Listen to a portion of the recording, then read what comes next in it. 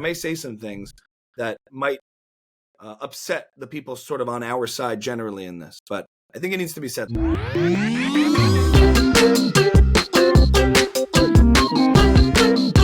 Welcome back to Ami's house. Ami's house. Another emergency podcast that we got to assemble. The headlines are cooking. Mahmoud Khalil is Mahmoud. Mahmoud. Thank you for correcting me. We have to be respectful here. We can do it. We should do it. Mahmoud Khalil has been detained. He was the one of the masterminds of the campus protests at Columbia University, the encampments, the property destruction, the shutdowns, the disruption, the harassment, the blocking of movement of Jewish students to classes, and has been detained by ICE. His student visa, I believe, was expired, but he's still a green card holder, so he's a legal resident of the United States, but he's being considered for deportation, right? That's the headline here. And he's married to a citizen? Could be. Did you look that up? He's married. I know he's married. But he's a green card holder. That's his status, I think. As far as his legal status in the country, he's a green card holder. His student visa has expired, I believe, but he's a green card holder. Now, I'll say this, and you can respond to it. I got a couple of thoughts that have been just circulating around my mind about this.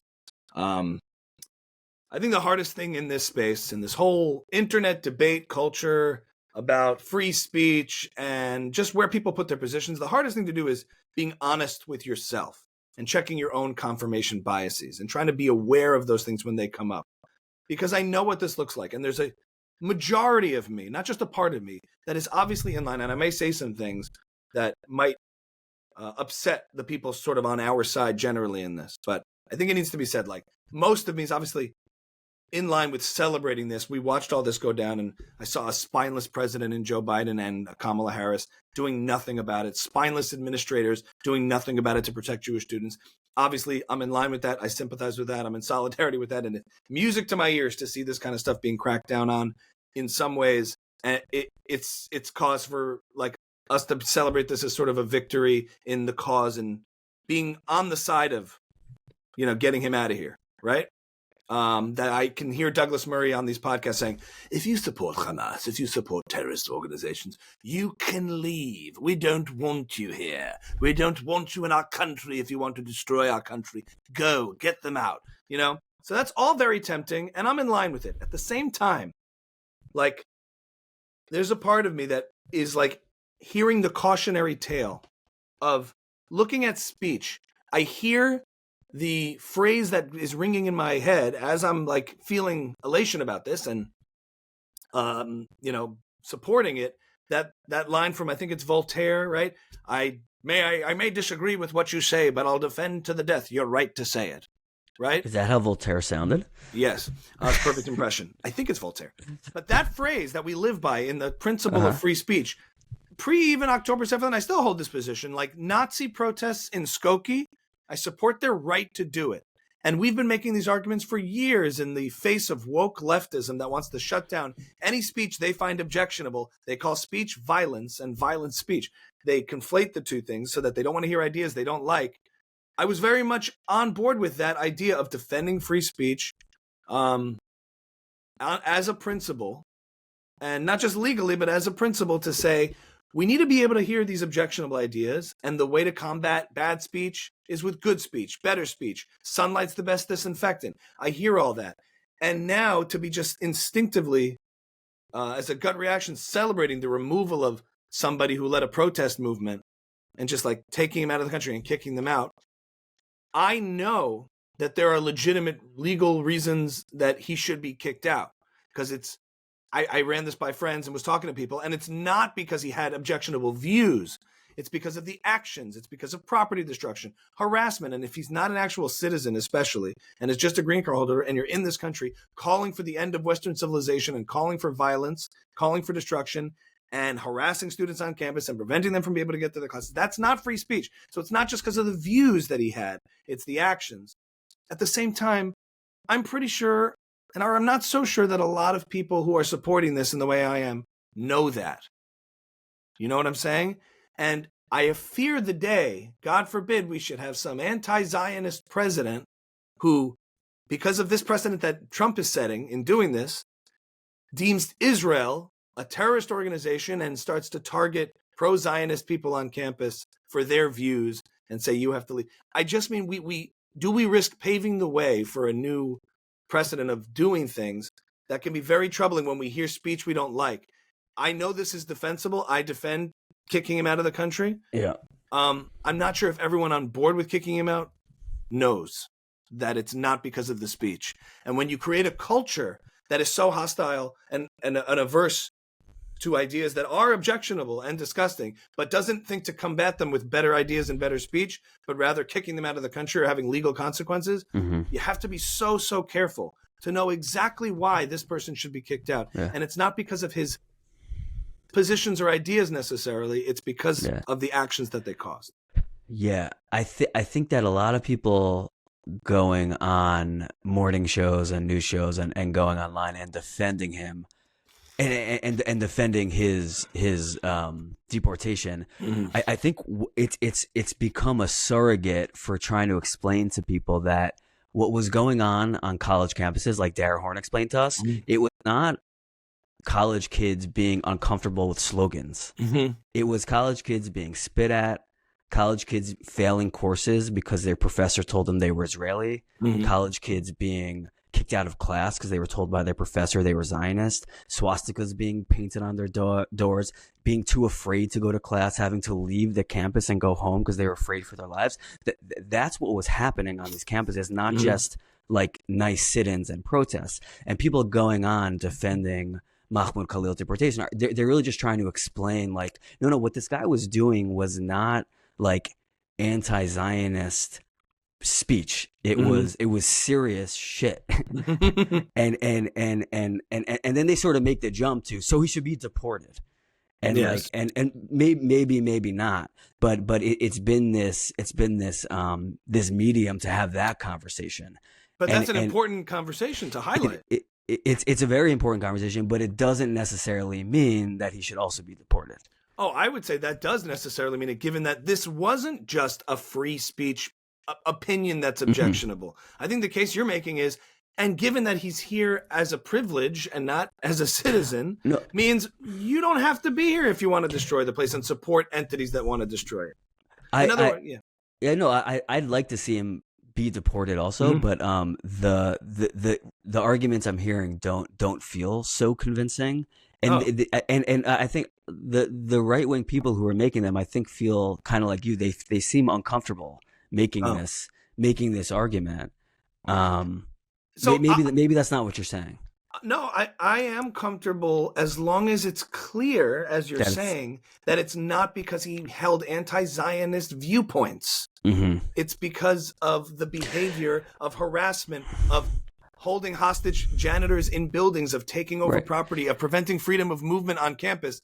Those are the things that'll get you kicked out, not having views that are objectionable. And that's very different.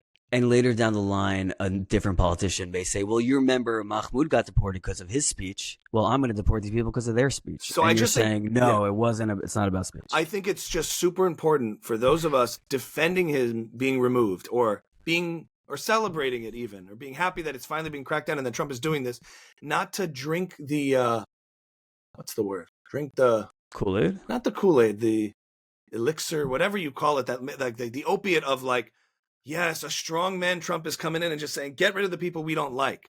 Yeah. Like at that level of low resolution, it might feel good because Trump's on our side. But just imagine President AOC or Sanders or Ilhan Omar saying, Israel's a terrorist state, and anyone who supports Israel, we're going to kick them out because they're supporting terror. Like, you can't use the arguments over, like, what declarations he made or maybe expressions of support. If there had been no encampments and no violent protests and harassment, it's a different kind of case, even though he's not a citizen, and maybe that's a different standard. I'm not legally expertise enough to know. From what I understand, as a green card, like, you can be revoked and kicked out for lots of different reasons. And it's weird to watch, like, the Candace Owenses of the world, Candace herself on Twitter, like, trying to die on this hill for people who are so into close the border and we need to be strict on our immigration policy of who comes in and who goes out, to all of a sudden, of course, because it's anti-Israel, take the position of trying to defend him. And what did he do? It's like, look, These are the people who destroyed property. These are the people who held people hostage, who harassed students on campus and didn't let people in because they were Zionists. All the things you said, those are the reasons we're supporting a deportation, not because of objectionable ideas. It's super important to make the distinction, lest you find yourself in a situation where someone has a different view in the government and starts to purge and prosecute political opponents or people who hold views they find objectionable. Zionist protests are not destroying property. Pro-Israel protests are not harassing students on campus or preventing them from going to class. That's the difference, not the difference in viewpoints. And that's so important. The key phrase is you hear on the side defending him and saying, free Mahmoud. They're saying, despite what you think of his political views, and et cetera, et cetera, et cetera. But they're making the headline there like, this is about his political views, not about that's what they're doing. That's what they're doing. That's what they're doing. I think Dave Smith said something like, "This is just a remarkable moment, a low point in American history that a president is like." Dave Smith is going back and forth with Constantine, with all these people to try to say like kicking people out who have objectionable speech. Like he's making it about that it's his speech. That's the problem. I think the failure on the part of the pro-Israel. So it looks like Trump is we can put this tweet up too. This is Dave Smith. So it looks like Trump is targeting the one left-wing protest movement of the last 10 years that isn't explicitly anti-Trump and the one congressman who is actually America First. Terrible. In other words, it's like and if you take the bait on that and say, yeah, Trump is targeting the people we hate and getting them out. It's like, that might feel good in the moment because it's in line with what we're doing, but don't give in to that temptation. And don't abandon the principle. We do support speech we find objectionable and the right to say it. We don't support the ideas, but the right to say it is important. And you have to be able to engage in those marketplace of ideas. This is well beyond ideas that's happening here. And even Douglas Murray might have a different position. He'd say, if you're in the country and you're an Islamist advocating for the destruction of that civilization, you don't need to be here. And there's a case to be made for that too. If you're more in line with free speech and being able to just combat those, I get it. But does a country really have to have non-citizens coming here trying to destroy it and facilitate protest and destruction and harm in the country? It's like, why? So because he's not a citizen, the free speech rules may be different. I don't actually know. But the point is, like, that's a worth it conversation to have. But I just mean don't support it for the wrong reasons. Because I think that's very well said. I think that's very well said. For me, the best tweet I saw during this whole thing was, there go the Democrats again, getting behind an 80-20 issue where only 20% of the country like really feels strongly against it. Which I think kind of highlights the way I've been experiencing this just emotionally, which is that I don't know. Like you said, I don't know what the right legal framework is to think about this in. I don't know what the right thing to do is, whether to keep him and deal with him or get him out and all that stuff. The troubling thing is, it seems like the cultural left and the like powers within the Democratic Party have all decided, among all the issues we can get strongly behind, this is the one that I feel very, very comfortable like broadcasting, because I'm sure there's a lot of cases and a lot of deportations they could get behind, but this is the one they chose to get behind in the biggest way possible. And it to me, it's really just saying to your Jewish voters, like I really don't care that much about you. Not because from which perspective? Politicians? From the voters, because like you're a politician, you're not a judge. You don't have to take on every single case and broadcast your opinion about it and make this into a political issue. But you've chosen this case. And like, as a Jewish voter, the fact that you chose this one to put your face on just feels kind of like really crummy. And you mean like the way the Democratic Party's kind of said free Mahmoud and all that? Yeah, exactly. Yeah. I'm sure there's a lot of Mexican immigrants. I'm sure there's a lot of immigrants. That's been the Israel story the entire time, right? It always is. Yeah. The way they get up. And it's a reminder that the genocide's going on in Syria, these massacres that are seeing, and you just don't see it. People just don't care. Yeah. And you're like, oh my God, it's... And then highlighting this, and I know this point's been made on Twitter, but like you aren't exactly the people who care that much about illegal detention of innocent people. Like clearly you care about it when it's used as a talking point, weapon, cudgel, whatever you want to call it, against Israel. Right. It's always in the framework of, can we make Israel look bad by supporting them? Right. But at the same time, there's something to be said. What? And like, it's been shitty. It's been shitty. I just think there is some forms of accountability. At the same time, look how amplified it's become just because of the deportation. So strategically, is it the best move? But I like the idea that there's accountability for what's been happening for Jewish students on campus. If you listen to Shabbos Kestenbaum's testimony of like what's been happening and that they just didn't care. Let's just ask yourself, here's another point to make about this. And I've said it before in different contexts, but would there be a conversation if a green card holding white supremacist led a protest movement on campus to prevent African Americans from going to class, to say that African Americans, should be stripped of this right or that right against any other group, even against other countries? And would there be even a second guessing of what should happen to the student? Would people on the Democratic side or the America First the Senate, would they come to his defense? Right. No. If you spit on black students on campus in your encampment, if you targeted other groups, if you held up classes and harassed people, and if you were a bunch of white supremacist KKK members doing it, you'd be gone. Same freedom of speech. Those are your ideas or whatever it is. No one would defend it. It'd be easy. How has that message that like kids were getting spit on and prevented from going to class, how has that not made its way to Dave Smith? Is he just willfully ignorant about what's been going on, or does he not know literally? I think for him, he drinks the Kool-Aid of they were making Passover Seders in the encampments, so that clearly wasn't about being Jewish. So harassment aside for a second, he takes the racial component and the anti-Semitic component out of it by saying, there were some tokenized Jews inside the encampment, so it clearly wasn't about being Jewish. Now, in terms of the harassment, maybe on a case-by-case basis, I don't know if he's denying that something shouldn't happen to those people. But I'd have to ask him because he is constantly, desperately trying to cling to the contrarian position on this to sort of signal that I'm not like these Zionist people. It's tempting to want to be liked by all that. I'm not trying to question his motives, but I think at a subconscious level, it's sort of like, I don't know why it's so difficult for him to agree on certain things. Yeah. Why is it so challenging and difficult? Or even just be like, I'm going to stay quiet on this one. This guy is not nice. Yeah, and I don't know. The whole thing with Dave is always confusing the marginal issues and the fundamental issues. To him, a few elements of harassment that took place, maybe it happened, and if it did, it's not right. Yeah, Hamas isn't cool. They're not great. They are a problem. I don't support them. And it's always kind of marginalizing that issue and saying the fundamental issue is the occupation, is Israel and the Zionist support for it. Yeah. And I think it's flipped. Like Hamas and the genocidal intentions of the regimes that surround Israel that want to destroy it is the fundamental issue. The settlers and the settlements, marginal issue. Right. So we're flipped on that and inverted. And I'm not questioning his motives. I think people make that mistake, especially in the Rogan Ian Carroll fiasco of them trying to say, let's just be honest, Joe's a Jew hater. We all knew it. What are you guys talking about? Are you insane? Yeah. And they call Dave that too.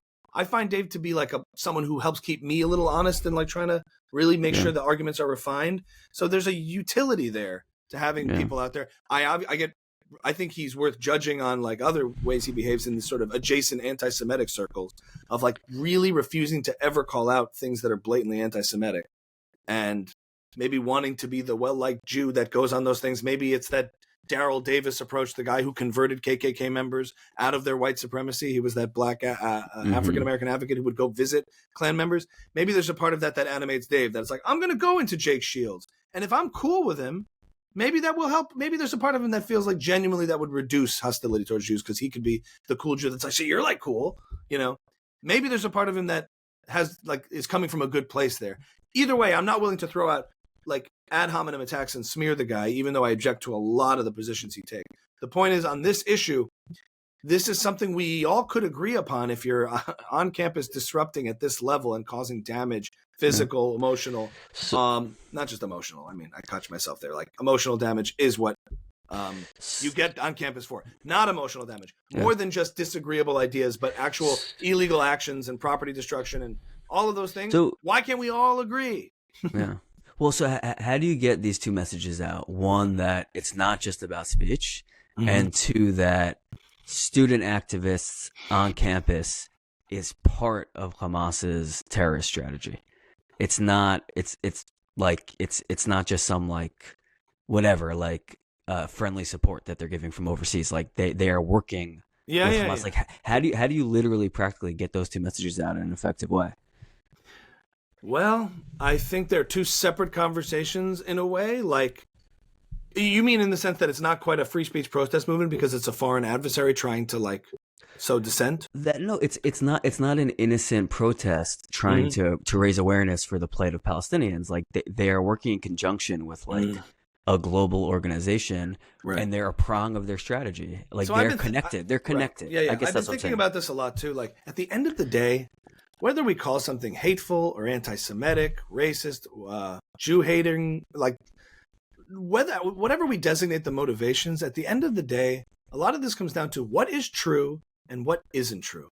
When you look at, this is related to your question, but I'm saying when you look at the conspiracy theories being peddled about Jews across social media, that's sowing suspicion about Jews and all this ugliness, like at the end of the day, yeah, you can say that's anti-Semitic, which it is, but it's like, at the end of the day, also, like, I catch myself in terms of this episode being themed and keeping myself honest. Like, I speak in generalities too, right? Like, I thought about that Ian Carroll episode on Rogan, and it's like Jews this, Jews that, and there's Jews, and we all instinctively got like, is that the word? Instinctually or instinctively? What's the word? There's a gut reaction to that. Given the historical context, we go, oh my God, he's using the words Jews generally, and that's what we try to call him out on, like I did in the last episode. But I've spoken about black on black crime. We spoke about Islamic terrorism. We use like the Muslim world. We use generalities when we talk in casual conversation. It's not always so precise, right? So I see the double standard a little bit, but I recognize that it's all rooted on what are you saying ideas-wise that's true, or what are you perpetuating falsehoods? In the context especially of a Holocaust in which there was a first world that spread this kind of suspicion about Jews, and that led to a culture that was very okay with something happening. Like there's, I think, a little bit of a different lens by which we can view generalizing about Jews and what that leads to, given the historical, given the historical pattern of such a thing, versus even other groups, right? But at the end of the day, it's about like, what are you saying that's true and what are you saying that's false? In the case of the protests on campus, at the end of the day, the distinction has to be made for one, is it true that foreign adversaries are behind them? It's an interesting question, and it should be discussed and talked about. And that might change people's perception of what these protests are really about. That's valuable to know. At the end of the day, if that was the case, but the protests all remained peaceful sit-ins, I guess it wouldn't change that much. I don't know. But what we're really drawing distinctions between are expressions, freedom of expression and speech, signs, sit-ins, versus actions. If they become violent, if they become illegal, if they violate both school policy and even the law, that's just a different thing that goes beyond free speech. So are you saying that the way that foreign adversaries are funding the protests matters legally? I'm asking you. No, I'm not saying. I'm saying culturally, like culture. Important. Why is the cultural conversation now not including that piece of information? I think we need articulate, well-informed people to talk about it. Yeah. Yeah. If you were just a bystander, just following like what's trending on X, it's very easy to understand the story. Like a college kid was protesting about his thoughts on Israel, and now he's getting deported. And like, but you know, how is that cultural conversation won? Mm-hmm.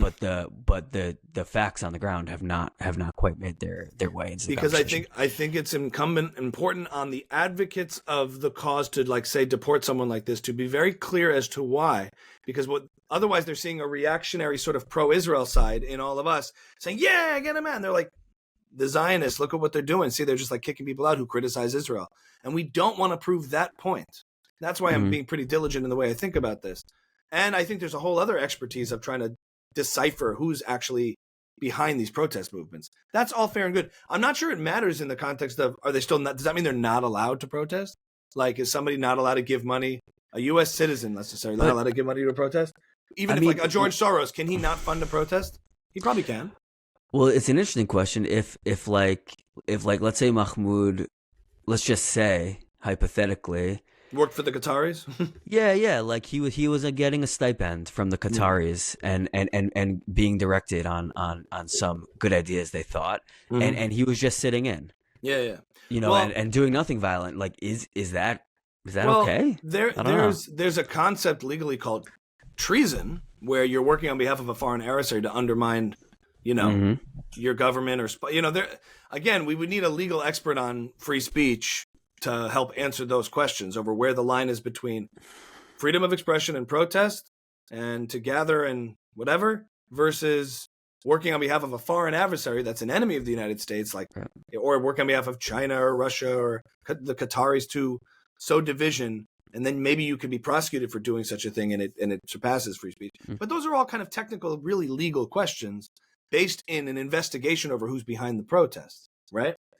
That's just different than what I'm saying, which is just that what we're protesting to is when this stuff passes from speech into actual harmful, violent actions. That's what we're really supporting, not somebody who's just generally pro-Palestinian or even pro-Hamas, which can be a little tricky too, because that inherently to me means you're pro-violence.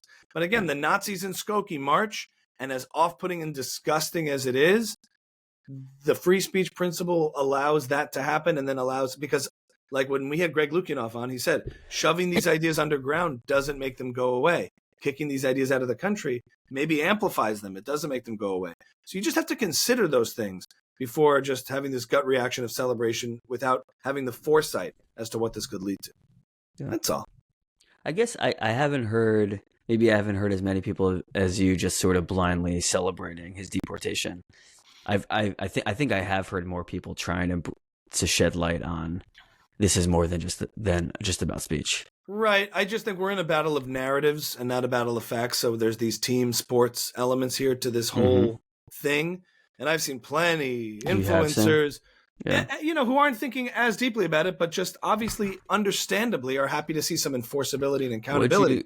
Let me ask you about, you're not going to want to answer this, but I'm going to ask you, speaking of influencers, what'd you think of Lizzy Savestsky's Mayor Kahana post?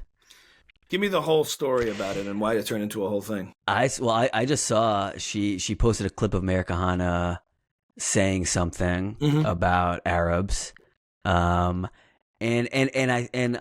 my first reaction was like, wow, if she's posting this is like he's going to become much more mainstream in the next couple months. That's pretty interesting.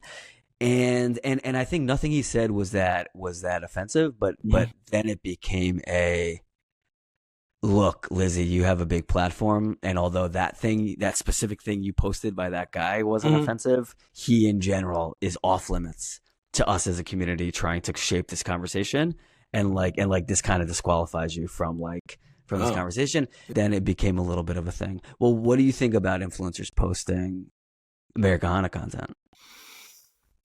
About Mayor Kahana content. I mean, look, there's no question that certain Mayor Kahana clips are very resonant today, given what Israel's been through in terms of certain things he said about, warning against certain things Israel was doing at the time. But I'm relating this back to everything we're talking about, because you're talking about we're trying to shape the cultural conversation. We have to be careful about how we talk about these things and how we make our points.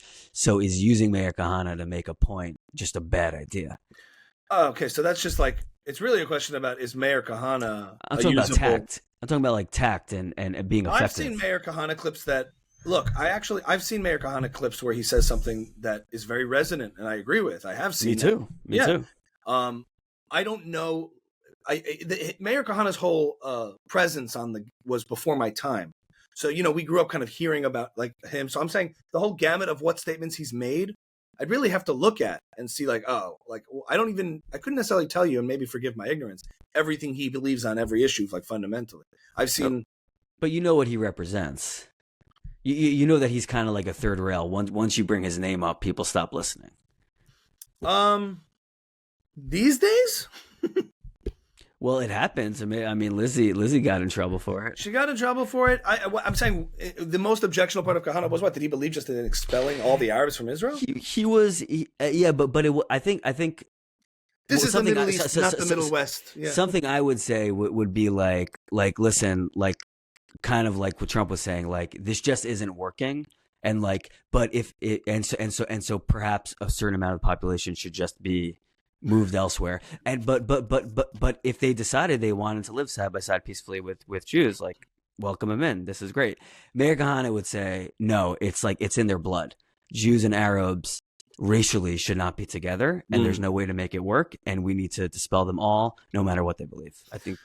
Did he support Baruch Goldstein? Would Kahana have supported what Baruch Goldstein did? I don't know if he would support it, but Baruch Goldstein was a famous follower, but famously quoted, like, used Meir Kahana as inspiration. But that's not always fair. But I don't, like I'm saying, I think he was a separatist in that way. No, again, I'm not talking about philosophically if it's okay morally. I'm talking about etiquette wise and in terms of being effective in making our points and shaping the cultural narrative. I think being true and having integrity and saying what you really believe is important for the conversation.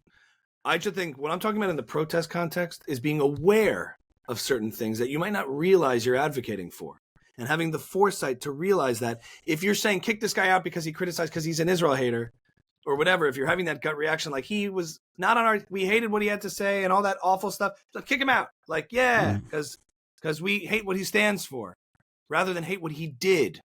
Okay, you're not going to answer the question. That's fine. No, that's the difference. That's not a Kahana thing. That's the protest thing. I understand. The protest thing. The protest thing is what you asked first. Like in the context of that, that's different than like saying what's true about if you share a Kahana clip and agree with it. You're saying be cautious of that because. I'm saying you have to be careful in the context of the protest thing to know exactly what you're against and what case you're making. Yeah. Now you're bringing up the Kahana thing. And I asked you if it's okay to share Kahana clips, and you started talking about protests. It's okay. We don't have to talk You about brought it. up protests. Again, right before you passed it back to me, you said, just like you're saying, we have to be careful in the context of the protest thing. So you passed that back to me off the protest comment. So I'm not going to let you get away with that. Like I'm acting like I'm dodging when you brought up protests again. Okay, wait, so get back to the Kahana thing. Okay, I'm making a distinction. In the case of the protest, we're being very clear what we're advocating for. I guess it applies that if you share a Kahana clip, you have to understand the totality of him and what that might represent. I personally, I'll be honest, I'm not as aware of his entire position and what was so extreme about it. I kind of have heard and know that, like, that's why I had you illustrate it.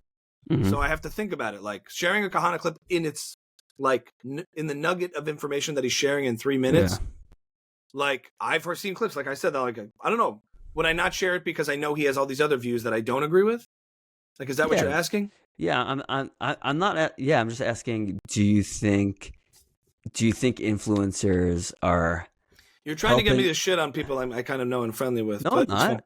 No, I'm not. I'm not trying to get you to shit on Lizzy. I can do that if I want to. I don't. You don't have to do that. Yeah. I'm saying as someone part of this influencer community that's went to Israel as part of that whole thing. Yeah. Like, is the way you try to shape the cultural conversation matters. The tools you use to do it matter. It's not just about. I guess I'm not asking you anything anymore. I'm just saying it's not just about true and not true. It's about the tools you're using to make that conversation, and whether they're helpful. But here's the thing: ultimately, if you shared a Kahana clip and in the content of the clip is something you agree with, I don't know if I see anything wrong with that. Okay, if you can defend it, meaning. I don't actually think you have this responsibility to think about messaging and the culture if it's what you believe. Yeah, so this is what I'm asking. Yeah, if it's what you believe and he said something that's resonant, and there's plenty of Kahana clips post-October 7th that make a lot of sense in some ways where you're like, oh, okay, that point narrowly in the context of these 3 minutes is something to think about. The other points he may have made are too far, are extreme. I don't agree with that. Maybe it behooves you to clarify in your comments what you stand with, what you don't, and to maybe be aware. But at the end of the day, like, as long as you can defend why you shared this and what about it is true, like, that's part of the marketplace of ideas. And if you get it a little wrong or need clarification, then you continue along those lines, I guess. I'd have to think about that. And maybe you can feign English and say, oh, I didn't really realize about all this other stuff that I might not agree with, that he has said in sharing a clip. Okay. But you're called out for that. Does that make sense? I don't know if I'm giving a clear answer. But I'm just saying you have to say what you believe to be true. Otherwise, it's not helpful. I don't think it's good to be in a culture where we're afraid to say what we believe because of backlash and because somebody might misunderstand it. You know, I think that's probably worse. I remember our conversation with Greg. I think about those things a lot. Like, in order Jordan Peterson has this line. This is what got me really thinking about this. Back to the whole point of the episode. The Khalil case was Jordan Peterson had a random tweet the other day that just said, in order to be able to think, you have to risk being offensive. It's a famous line from his interview with Kathy Newman. And it was one of his most viral interviews where she said, why should your free speech trump a trans person's right not to be offended? And he goes, well, in order to be able to think, you have to risk being offensive. I mean, look at the conversation we're having right now. You're certainly willing to risk offending me in the pursuit of truth. Why should you have the right to do that? It's been rather uncomfortable. So he's like, in order to think, you have to risk being offensive. And if the cost of being offensive is to be canceled, shut down, or screamed at or whatever, that's not good. It's not good for the conversation. Yeah. So I think I really connected to that line, which made me reflect completely on this whole case of Mahmoud Khalil. In order to be able to think, you have to risk being offensive. True. So maybe in Lizzy's case, sharing a Kahana clip is her thinking about something, seeing a clip and sharing it. Yeah, I think it is. And she's risking being offensive. If she gets called out and then says, I take it back, well, I don't know if that's right, or maybe it's some middle ground that you arrive at. But to say that every clip we post and everything is the totality of everything that you believe or representative fully in that moment, like, I'll defend the risk of being offensive in order to be able to think. I think that's the best way to answer it. Yeah, I guess. I wasn't dodging, Michael. I guess I think of.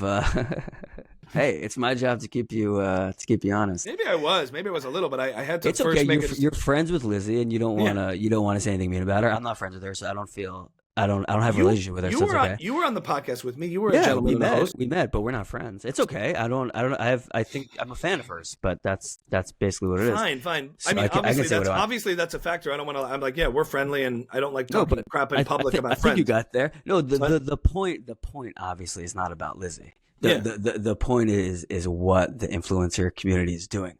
I don't think the influencer community is thinking out loud and shaping the intellectual conversation about these issues. Like we talked about after your Israel trip. You know, your whatever. There are people who do that, and then there are people who do what you guys are doing, influencing. Anyway, you put me in the same category as all those people? No. I think you're a little bit different. I'm just asking how it comes off. I think you and Lizzy are different because you go in, you run in different circles, I think, and have different talents. But we were talking about with Shabbos, where what's your job? Like, you guys got paid by the state of Israel to go on a tour there. No, we didn't. Your job or whatever. It was a paid tour, and like it was. I mean, it was.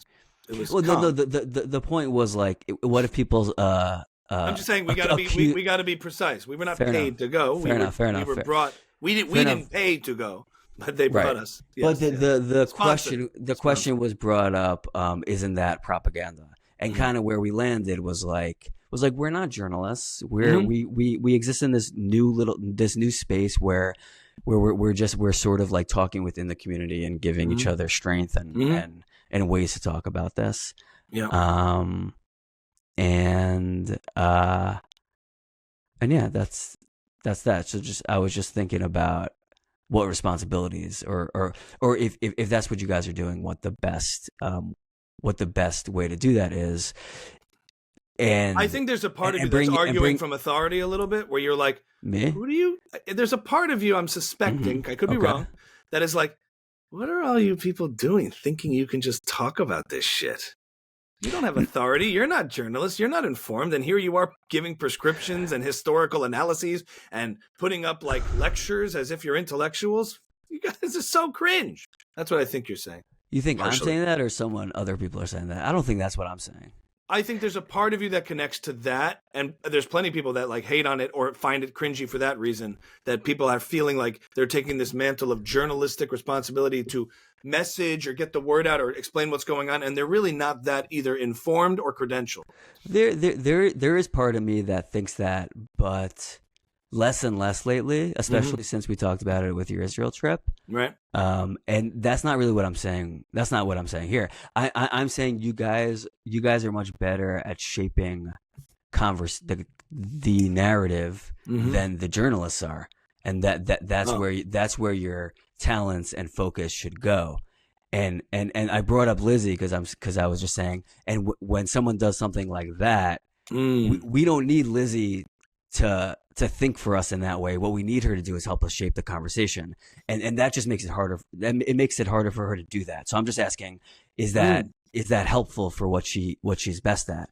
And I guess I perceive it differently because of the way I do it when I talk about this stuff. Even for Lizzy and other sort of Israel advocates, like, I don't look at any of these individuals as like, okay, how do we? I don't think of this like, how do we shape the conversation? I think of it as, what do I think about this and feel about this? And I'm going to tell you what I think about this. And I'm hoping a lot of people connect to it, agree with it, resonate with it.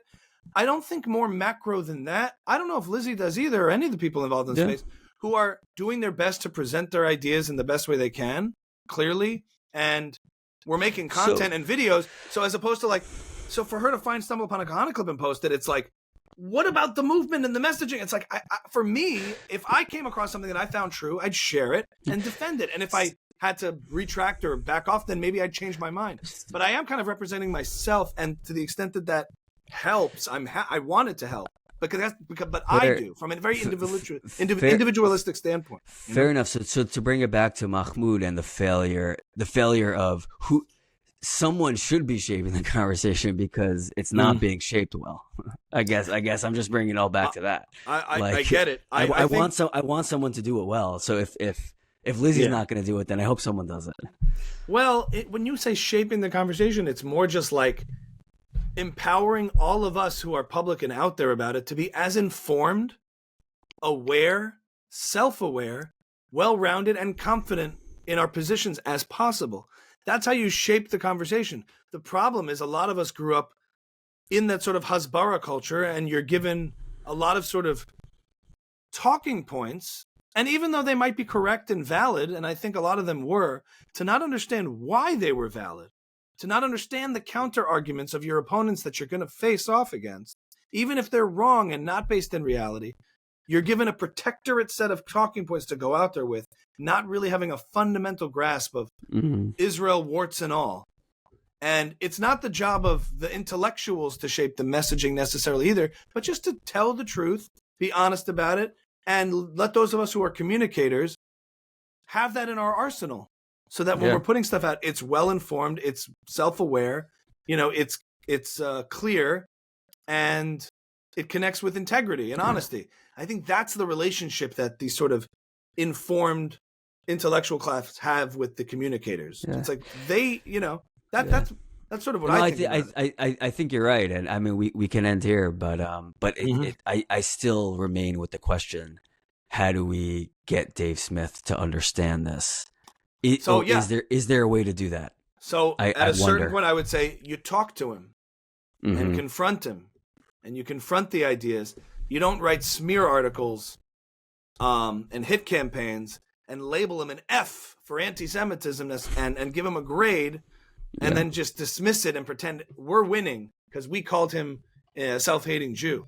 Right. I don't say that for everybody. I don't think every single idea is engageable. And the annoying thing is, like the Jake Shields, the Bilzerians of the world, I want to ignore it, but it's like a cancerous tumor getting mainstream attention and it's starting to metastasize. So even those annoying ideas, you may have to confront in the marketplace eventually. You may have to dispel people doubting the Holocaust again. You may have to do it. It may be like running in a treadmill in place. As people think, you may have to debate flat earthers eventually if it becomes this very popular thing that's persuading millions of young Americans that the earth is flat, young people. Right now it doesn't, so you don't have to engage with it. And so I categorize it that way, that not every Jew-hating conspiracy theorist needs to be engaged. I don't put Dave Smith in that category, or people who are challenging this, who are anti-Zionist or whatever. You engage and help refine your own arguments that way, and you make a stronger case that way for it. Obviously, there's a time and place.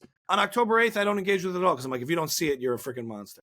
But, in time, if you're thinking about messaging at all, you can't hide in your silos forever and create these echo chambers. You need both. I think you need the echo chamber for the strength and the chizuk, but you also need to show that these ideas, that you are correct because you're correct and they stand on their own.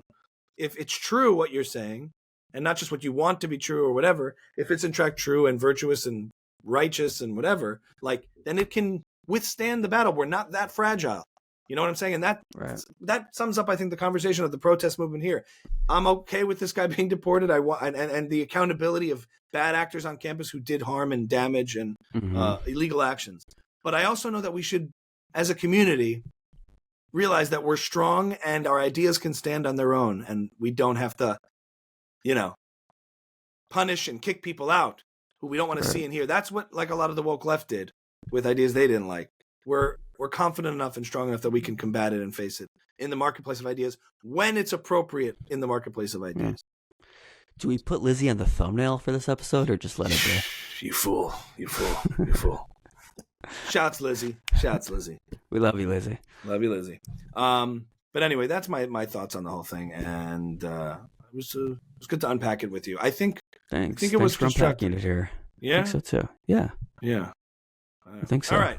Well, that's the emergency pod, and are you mad at me? No. But it was good. It was a good schmooze. It was a good schmooze, and keep following Ami's House. Keep subscribing. We appreciate all of you.